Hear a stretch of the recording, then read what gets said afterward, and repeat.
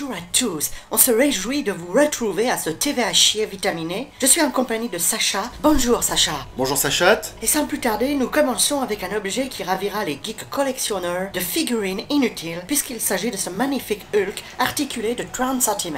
Oui Sachat, cette merde fabriquée par des petits enfants maltraités en Chine est à moins 30% aujourd'hui. Moins 30% Sacha? Oui Sachat, moins de 30% de réduction et c'est seulement aujourd'hui, soit un prix dérisoire de 395 francs Sachat. Effectivement Sacha, ce bel Hulk à moins 30% est tout à fait remarquable, avec une répartition tout à fait harmonieuse de ses muscles verts pour une esthétique crédible de la figurine. Mais surtout Sachat, il ne contient pas de PTFE et de PFOA, preuve s'il en est que les Chinois ont fait des efforts pour ne pas empoisonner leur main d'œuvre juvénile, et c'est pour ça que vous devez acquérir cette merde de 30 cm qui vous offrira plaisir et contentement visuel. Oui Sacha, mais alors j'entends déjà certains d'entre nous dire que 30 cm ça prend de la place et la poussière. Tout à fait Sachat, mais que les pigeons de ce TVA chier se rassurent, ce Hulk de 30 cm est antistatique et s'adapte au moindre endroit de votre intimité. Oui Sacha, vous pouvez mettre cette figurine dans une vitrine, sur un meuble de grand-mère, dans la chambre de vos gosses, et cela sans qu'elle vous indispose le cul. On peut donc la mettre partout Sachat. Tout à fait Sacha, moi je me suis assise dessus et j'ai presque rien senti. Et pourtant elle a un petit anus.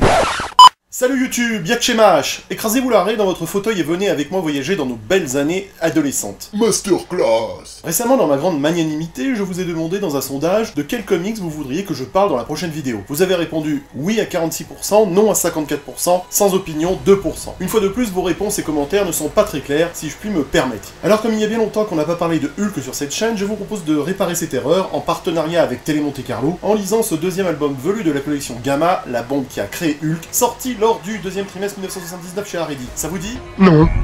Philippe, je sais où tu te caches. Viens ici que je te le dis. Non, appelle Ramsey. Appelle Ramsey. Ça va pas. Mais c'est juste insupportable. Arrêtez. Vous aimez Hulk, tout comme Iron Man, Iron Fist ou Daredevil, c'est pas vrai? Et bah ça veut dire que vous aimez les hommes avec testicules. Alors certains me diront, pourquoi tu parles pas du premier album de la collection? Et bien tout simplement parce que je l'ai déjà fait. Faut suivre un peu les gars. Cet album entièrement démontable et complètement cassé à cause de la colle qui ne tient plus les pages regroupe les épisodes 154 à 156 de l'Incredible Hulk datant d'août 1972. Commençons donc la présentation de cet album par l'épisode intitulé Un enfer pour Hulk, écrit par Archie Goodwin, dessiné par Herb Trimpe et ancré par John Severin, mais là on s'en fout. Ce numéro commence par l'errance du géant de jade dans la banlieue de Long Island. Il recherche Henry Pym, dont il se souvient vaguement qu'il pourrait l'aider à se réintégrer dans le monde de la belle Jarella. Bah c'est qui ça? Je le rappelle pour les âmes sensibles que Jarella est une femme. C'est la reine de la cité Kaai, je sais pas comment ça se prononce, alors faites pas chier, dans une autre dimension du microverse. Telle une grecque accro à Popol, Jarella l'a choisi comme époux autrefois, et du coup Hulk aimerait bien aller la retrouver pour pouvoir la pécho à nouveau. Ou plus prosaïquement, il a envie de lui butiner le pistil. Le pistil, magnifique le pistil. Bon, d'un point de vue pratique, c'est grâce à cette meuf à la peau verte, d'1m63 aux yeux verts et cheveux blonds, Wikipédia est mon ami, dont le vrai nom est Mirali de Guinalou, que Hulk a acquis la capacité de parler intelligemment. Ça s'est passé dans le Hulk 140. Pour en revenir à notre histoire du susdit album, Hulk trouve Pym dans son laboratoire, mais il s'avère qu'en fait, c'est le caméléon. Ta gueule.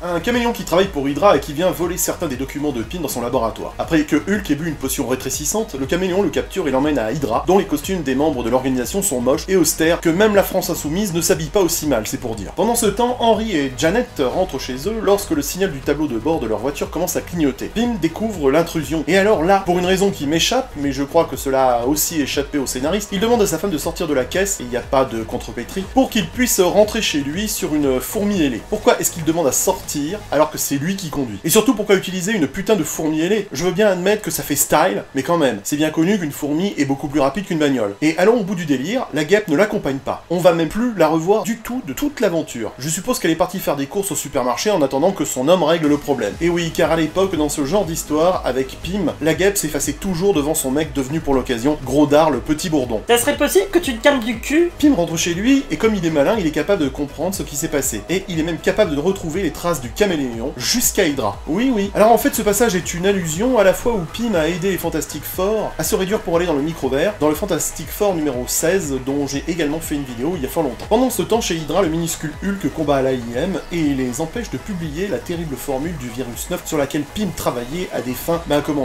inconnues. Appréciez cette image rigolote où Hulk pète la géode au caméléon. Au cours de l'histoire, Hulk devient Banner et s'est rétréci dans le microvert, juste au moment où le caméléon marche sur lui. Pym pense que le caméléon a assassiné Banner et il lui met une danse pour le punir. L'histoire s'arrête ici. L'intérêt de cette histoire de Hulk, c'est qu'elle est bien dans l'air du temps à l'époque. En effet, l'histoire de Hulk minuscule a lieu quelques jours seulement avant le début de la nouvelle série de Pym dans Marvel Theater numéro 4. Ah oui, ils aimaient bien ces histoires de microvert à l'époque. C'était la mode à l'époque. Mais enchaînons tout de suite avec le second épisode de l'album appelé Destination Cauchemar tiré du Hulk 155, datant de septembre 1972, réalisé par la même équipe d'artistes que précédemment. Je suis tellement intense. Hulk se retrouve dans un monde étrange du microverse contrôlé par le modeleur de monde qui peut tout créer, mais qui est maudit car il n'a pas la moindre imagination. On dirait un jeune d'aujourd'hui.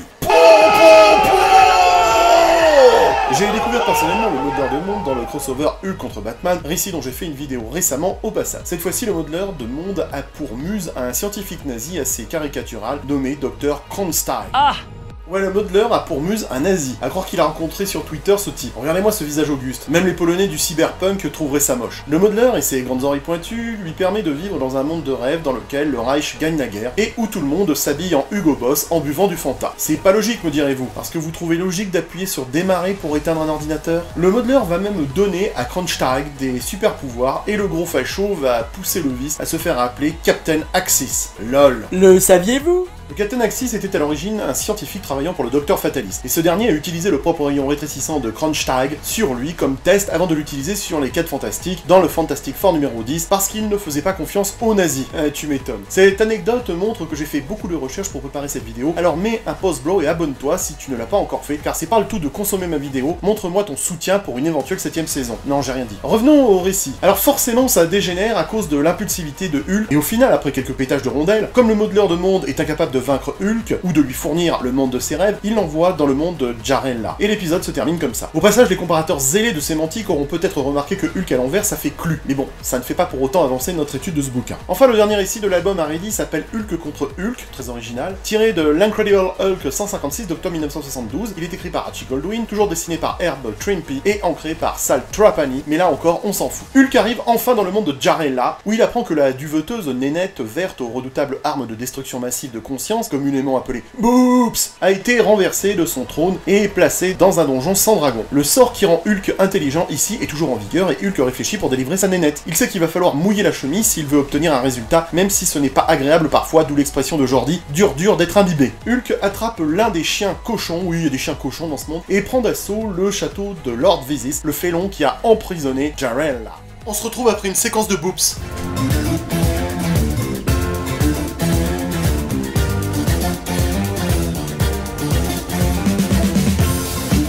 Dans la bataille qui suit contre Vizis, ses amis de la fiole d'abondance et de la guilde des assassins réunis, Hulk se retrouve face à sa pire peur qui est Hulk sans l'esprit de Banner, c'est-à-dire une grosse brute avec dans le bénous de quoi ouvrir un bowling. Inutile de dire que lorsque le vilain Hulk en aura fini avec le cul du gentil Hulk, il n'aura plus de pièces d'origine. Et évidemment, il se fait péter le stick et Jarella demande à ses sorciers de supprimer le sortilège qui lui donne son intelligence afin qu'il puisse se battre à armes égales. Bref, ça finit bien, mais déjà le sérum de Pym s'estompe et Hulk grandit. Alors que le costaud de Jade grandit hors du microverse, il donne accidentellement un coup de pied à la planète de Jarella, l'envoyant caréner loin de son orbite. Et là, je voudrais souligner la qualité intrinsèque de ce scénario débile, car en supposant que l'impact du pied de Hulk n'ait pas envoyé un nuage de poussière qui a étouffé l'atmosphère de la planète, nous devrons supposer que les gens de la planète de Jarella ont été tués par l'impact ou carrément lorsqu'ils ont volé trop près ou trop loin de leur soleil. Enfin, je dis ça, mais quand même, Archie Goodwin, t'as pensé à quoi en écrivant ça? T'étais bourré ou quoi? Petite précision pour finir, pendant que Hulk est dans le microverse, sur Terre, Glenn Talbot, torse nu et en maillot de bain Moulburn, propose à Betty Ross de lui amidonner le col de chemise. Tu repasseras pour la blague. Bref, il est clair qu'il y a un truc dans le bénous de Talbot qui lui chatouille le chinois. Ah, c'est élégant, hein. Et quoi de mieux pour pouvoir pécho que de lui proposer de l'épouser? Et elle accepte. Après, il faut comprendre la jeune dame. Talbot n'a peut-être pas le pantalon, mais c'est un chic type. Vous imaginez ce qui risque de se passer dans la tête de Banner s'il revient sur Terre et qu'il apprend ça. Voilà, en conclusion, je dirais pour les lecteurs qui ont eu la chance de ne pas lire cet album à Ready, qu'il n'en reste pas moins fort original par son récit, quand on exclut les improbables quoique du scénario. Ça se lit bien, et si les dessins sont assez moches comme les graphismes de Cyberpunk, on passe quand même un assez bon moment en le lisant. Ça fait le café. Laisse un pause blanc, n'achète pas chinois, et retrouve-moi prochainement dans une autre vidéo pour nous titiller ensemble la fibre nostalgique. À bientôt les geeks! Philippe, je sais où tu te caches. Viens ici. Non, appelle Rav Dafri. Appelle Rav Dafri. Mais enfin, ça va pas. Mais c'est juste insupportable. Arrêtez.